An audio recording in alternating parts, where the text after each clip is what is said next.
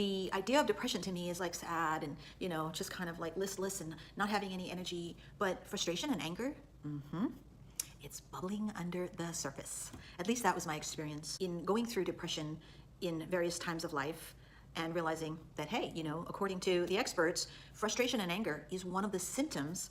I can totally vouch for that. Yes, to be frustrated and angry, it's a fight between what you want, what should be, and what really is. And you're partly sad, but sadness has that element of being angry. We're not just sad and hopeless, we're angry because we feel like, no, things should be different, things can be different, and we have that energy behind it that wants to see change. But in terms of the who, what, when, where, and why that I've introduced in this series on depression, where I'm talking about depression always being that soul call for reset, review, redefine what your 5 W's are, I think for me, frustration and anger was redefining what I'm comfortable with. So it's a non-violent aspect, of I'm frustrated, I'm angry, but I'm not actually like lashing out in some way, but not having a chance to actually express in a way that I felt was clear about, hey, I'm not okay with this, I'm not comfortable with this, was a growing period for me, and it was definitely growing pains. There was a time in my life when I was homeschooling my children, and I was helping homeschool my niece. And in that experience, I was so ready to let her have the same benefits that I felt my kids were getting, that I was very giving, very willing.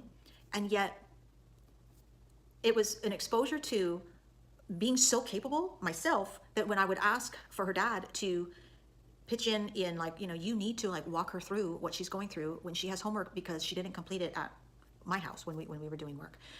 The frustration there was that he would come the next day and say, oh, I couldn't get her to do it, And in the beginning I said, oh, thinking myself, capable me, okay, fine, I've got this.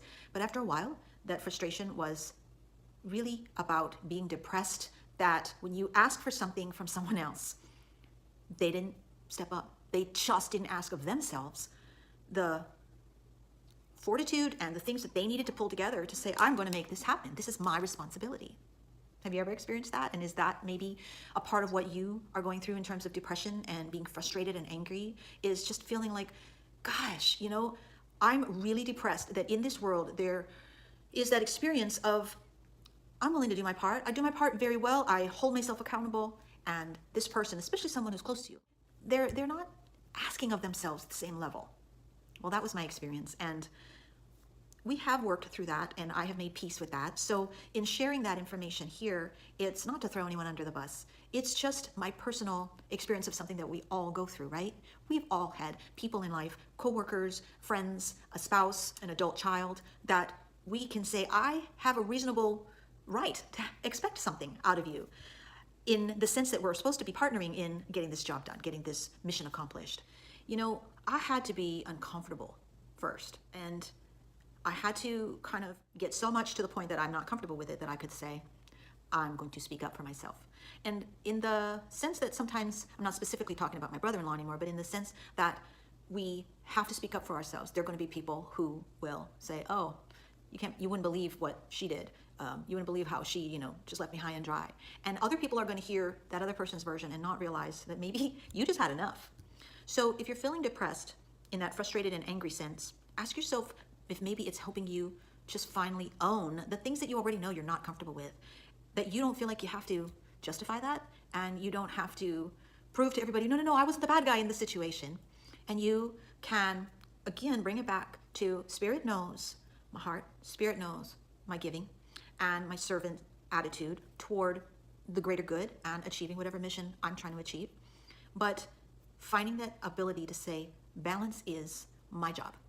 And so I will do my portion, but I will be comfortable with saying that is complete, that is sufficient.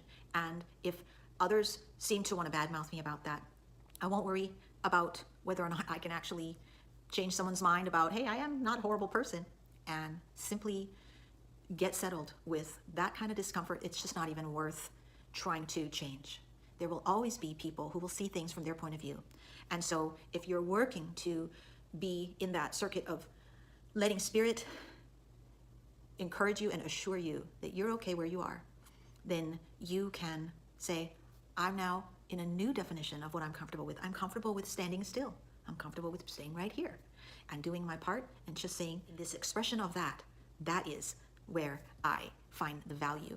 Not in saying, well, let me just prove to you that I really have value and keep doing more and keep doing more. Now, in the sense of being depressed and frustrated with someone who is, going to meet you halfway, I'd like to share the experience when I was very young and newly married, where I was depressed and frustrated and angry with my husband. And, it's always good, I think, that we address situations when we notice that, I feel like it's starting to make me shutter off myself, or, distrust that, does he really mean that about me, or does he really mean that when he says that to me? Those, I think, are common things that we go through as we have certain expectations about married life and everything, and then the realities of it hit, and we sometimes wonder, well, why isn't he treating me this way anymore, or something, and we put meaning behind it.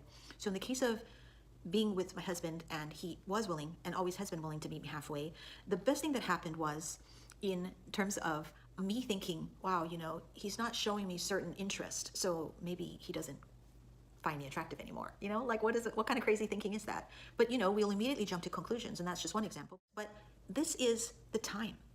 I became depressed, I became frustrated and angry, and it was very important for me to clear the air, because when it came to my husband and our relationship, I didn't want anything to start to drop that veil between us, that sense of separation. And it happens so quickly, so easily, and it's because of misjudgment, and misunderstandings. So you sometimes are going to have to realize that when you're depressed and you're frustrated and angry, maybe you have not actually even asked for what you need. There are times, like I was explaining in the previous example, that yes, you've asked for it and people haven't met you halfway. But there are a lot of times when you're not willing to ask for it because you already judge yourself that you shouldn't have to ask for that. Well, I'm sorry, but yes, you should. If you find that anything is making you shutter off that open-heartedness that you want to maintain, then bring up the problem. Don't assume that that person's wrong for what they're doing, but definitely know that you don't feel comfortable, and you're saying, I don't feel comfortable with this way that we do these things. Between you and your partner, you can clear the air on a lot of things, and it takes re-engaging more than once. It takes returning to situations whenever you find, wow, I'm sensing that depression and that frustration and anger. And doing that willingly is being proactive, and being proactive is where our power lies. Only you can know that you're depressed and you feel frustrated and angry under the surface. And only you can have a mind, heart, spirit willingness to say, I can't just land on my interpretation of this and then decide that that person's wrong or that person's wrong. You've got to be willing to say, what can I do to be fair in this entire experience? And if I need to ask of myself to hold some more balance, hold some more boundaries, then that's what I do. If I need to ask of the other person, can we clear the air? Then that's what I need to do. In my own experience, that has made always the difference in staying open-hearted. So in closing, I would just like to say again that depression can be felt as frustration and anger. It's normal, it's okay, that whatever's bubbling under the surface is meaning that you care. You care about the results, about the outcomes, and whether it's finding a way to use your voice and speak up, whether it's finding a way to say, I have to get comfortable with meeting the need to this level, to my own integrity, and not worry about whether or not others will meet that need, though, that doesn't mean you become a martyr. It just means that you're going to change situations. You're going to say, sorry, can't do that for you anymore, whatever you need to do. This is provoking you to figure out and redefine what you're comfortable with and honor it. For me, doing that is not a selfish thing. Doing that is actually more fluidly partnering with the living spirit. It's an acknowledgement that every one of us is here to express the living spirit through our lives, and you don't have to do more than your share. It might sound counterintuitive, but that has been my experience. So I hope that this gives you some food for thought and definitely helps you if you're going through depression, especially if it feels like frustration and anger. Take care, be well, and I'll talk to you next time.